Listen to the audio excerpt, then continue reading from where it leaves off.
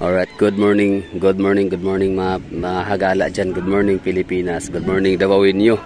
Good morning sa lahat ng mga nanonood ito from Iloilo, Cebu, Luzon, Visayas and Mindanao, no? So what you are seeing is that majestic Mount Apo of Davao and Cotabato, Davao City, no? Mount Apo. So it's never too late mga hagala, gawa nung oras kasi dapat mag sunrise ay 5:41. So today is Friday. Yeah. So dapat 5:41 dapat mag sunrise, no? Gusto kong ipakita sa inyo ang sunrise at gusto ko rin makita mismo, no, sarili ko. Pero wala imbis sunrise yung una ko tingnan, talaga si Mount Apo yung nakita natin, no? Napakaganda lang mga hagala. The best na gift talaga yan of Mother Nature, di ba? The best gift of Mother Earth, no, sa ating mga Pilipino, lalo na sa mga Davaoenyo na makakita ng ganyan kagandang yan, di ba? Ganyan kagandang forma ng Davao. The best and perfect. Grabe. So lipat tayo sa kabila, fronting Samal, kasi alam naman natin ang sunrise area ay sa southern part of the Philippines. So syempre Davao Oriental. At kailangan I have to keep on talking kasi ang tugtog ay copyright strike. Ayan, no. Meron akong magandang sunrise experience or sunrise watching na-experience sa may Island Garden City of Samal, dun sa may barangay lugar na yun, basta barangay Panggubatan, no, sa beach ni Kapitan na napakagandang dagat. I-search nga dyan sa i-google map nyo, barangay ni Kap, or beach ni Kapitan sa may barangay Panggubatan. Isa yan sa parang top 10 most beautiful city in the bayan. Mali na tayo mahagala, wala pang tulog. So search nyo yan, beach ni Kapitan, barangay Panggubatan, Kaputian, Island Garden City of Samal. Top 10, pasok siya sa top 10 pinakamagandang beach resort sa Island Garden City of Samal. So yun lang, sana magustuhan nyo to, no? At ito, naabutan pa natin. So hindi tayo ganun kalit. So alam nyo na, no? Tardines talaga to inyong abang lingkod si Kagala, pero syempre kaya natin yan. Unti-unti nating natututunan na maging punctual. At nakalimutan ko pang dalhin yung yung aking camera stand. Di sana meron tayong mapaglagyan ng ating cellphone. Di sana makagawa tayo ng napakagandang sunrise time lapse dito sa area na to sa Davao. Di ba ang ganda, no? So yun, haring araw. May mga lugar pala sa mundo, no, na may ilang bansa na hindi nasisikatan ng araw, or di kaya walang araw ng ilang buwan or isang buwan, mga ganun. Anong lugar nga ba yun? Iceland. Pagkakalam ko, no, Iceland sa Europe. Pagkakalam ko wala silang doon. Meron silang isang buwan o 2 buwan yata sila na walang ganyan, walang araw. So pa-comment nga dyan mga taga Europe or mga taga, yung mga kahit hindi taga Europe, baka nakakaalam kayo.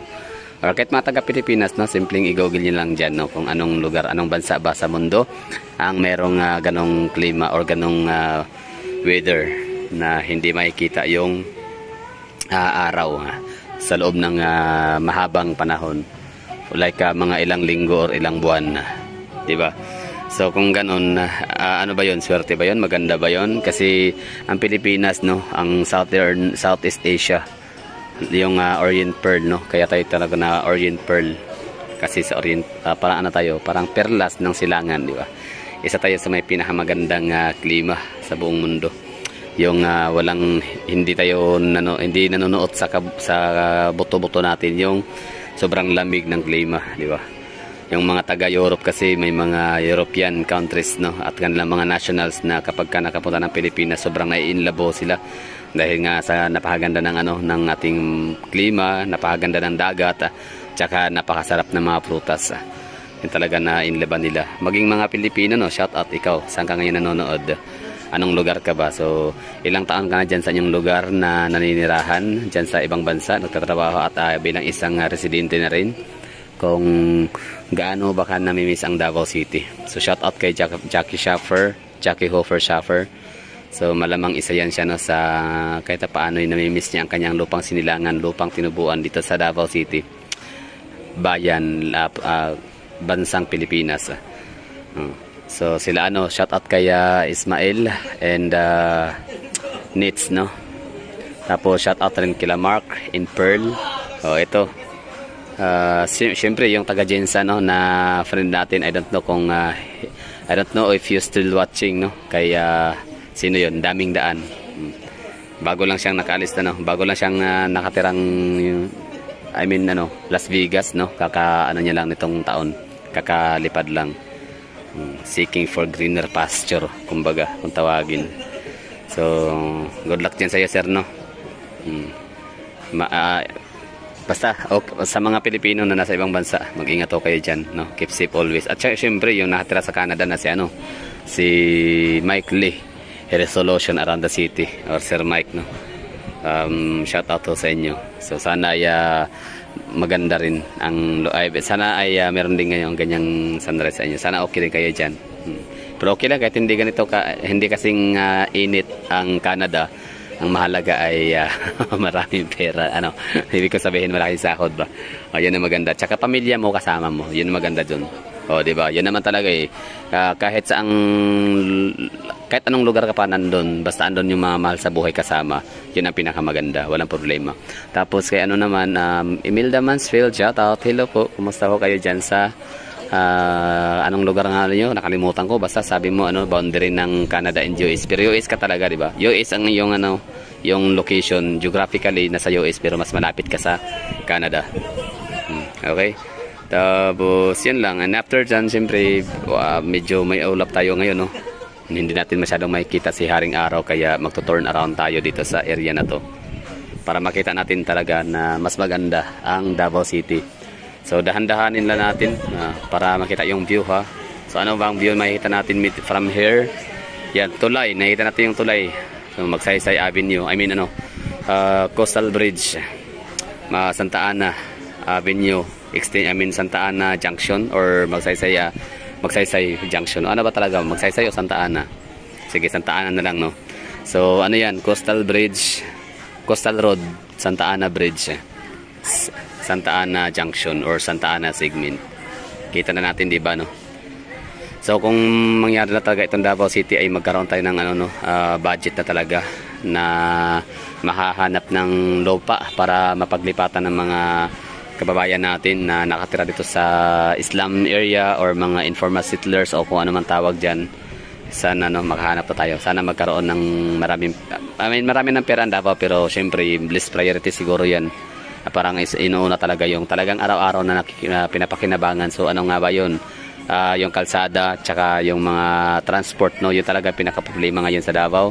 Kalsada na masikip, sumisikip. Actually okay na naman talaga dapat ang Davao City dati pa, no, hindi naman talaga masikip ang Davao City ng mga kalsada, kaso nga lang sobrang naging congested na siya ngayon dahil sa naging metropolitan. So parang hinigop niya lahat ng mga tao. Hinigop niya ang napakaraming populasyon sa iba't ibang panig ng Pilipinas at ng mundo.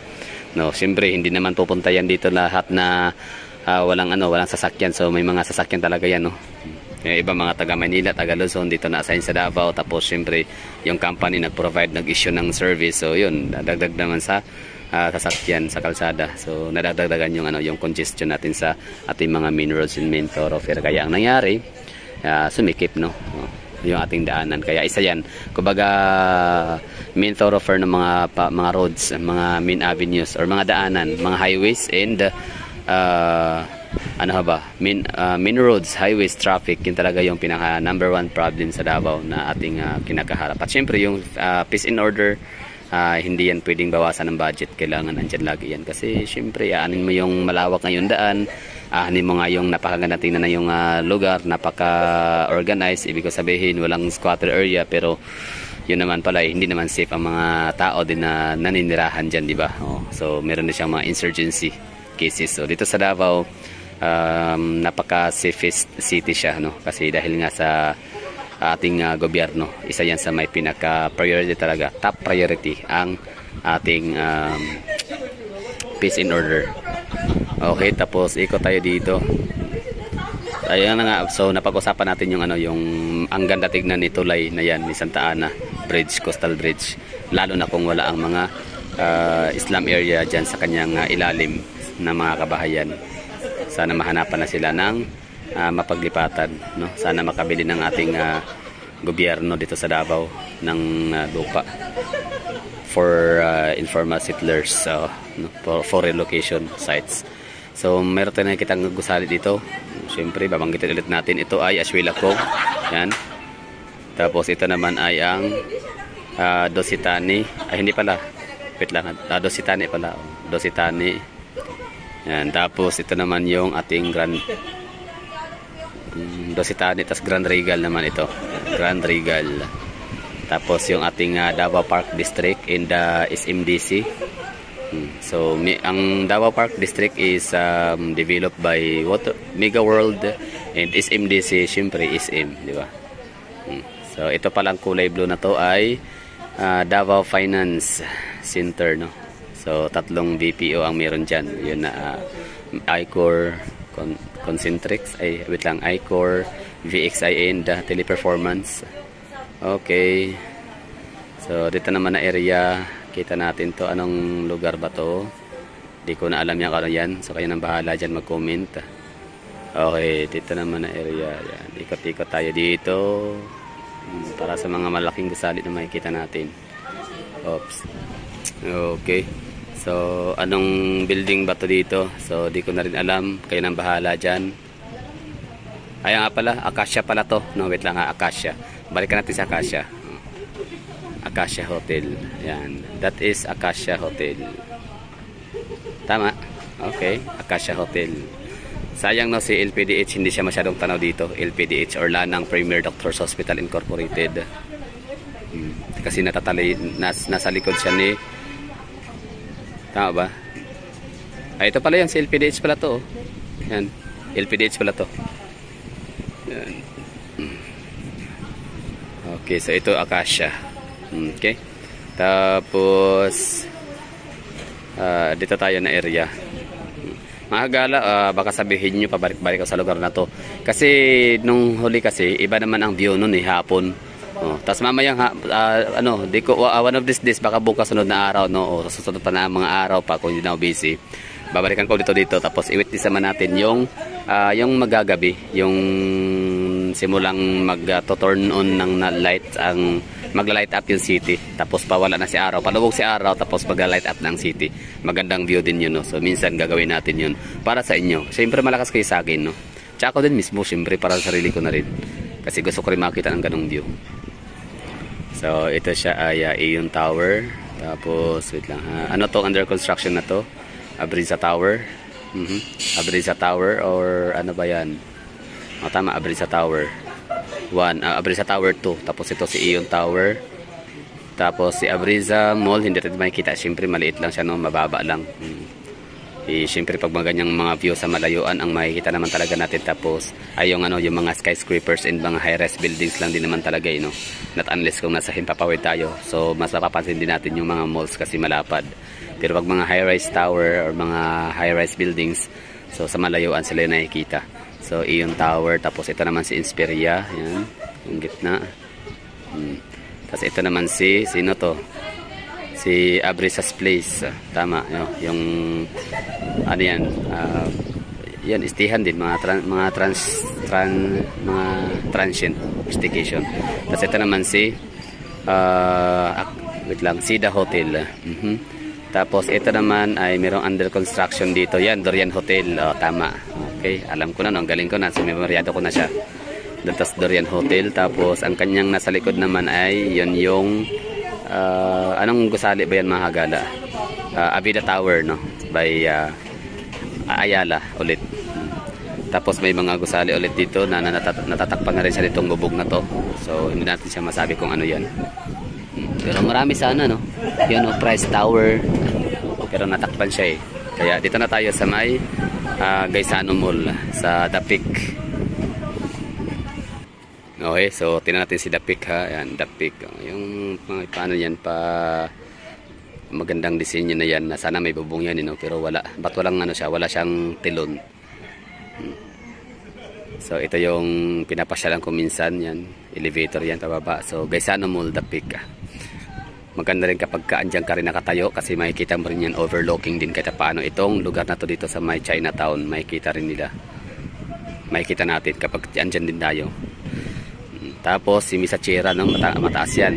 Diyan ako mayroon ng kuhang vlog na napakaganda na sa pinakatuktok ako niya na pinaka roof deck. Diyan ako nakuha ng 360 view, 360 degree na view talaga na ibigay ko sa inyo lahat. I don't know kung nakikita ko yun. Ang ganda nun kasi talagang talagang buong Davao City nakikita ko pag Mount Apo kasi hindi siya natatakpan, hindi siya natatabunan ng kahit na anong gusali kasi mataas din siya eh. Maliban na lang sa mga lugar na natatabunan din ni Euro Towers ni Vivaldi Residences kasi mas mataas yan ni Dihamak, no, kumpara kay Misachira, kulay green. Tapos ito naman Misachira pa rin yan, yung kanyang isa baba. Tapos the Grand Pinnacle, si Grand Pinnacle malaki siya at mataas siya tingnan kasi mas malapit sa atin, di ba? Gisano Mall, harap lang yan sa may Santa Ana corner, Guerrero Street.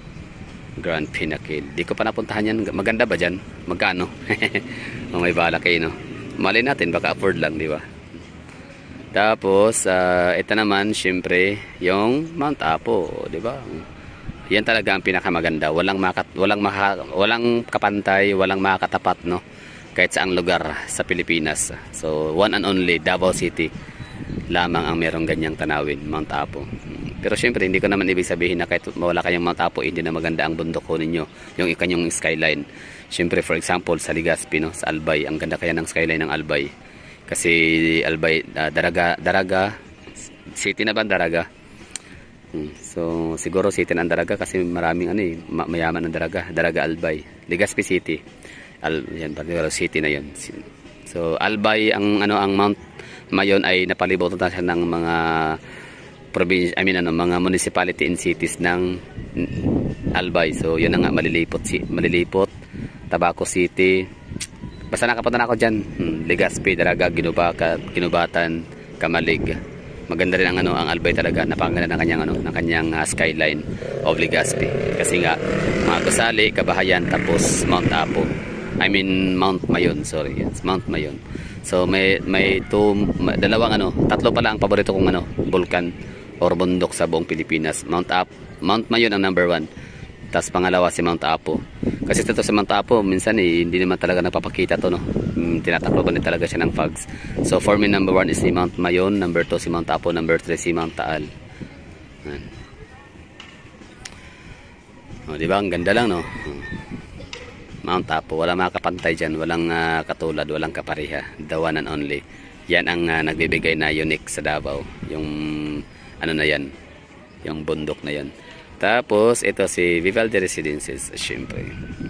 Tapos ito naman si Marco Polo Hotel na ewan ko kung sana babalik pa ulit sila, no. Wala na problema to, wala naman problema sa lindol yan eh.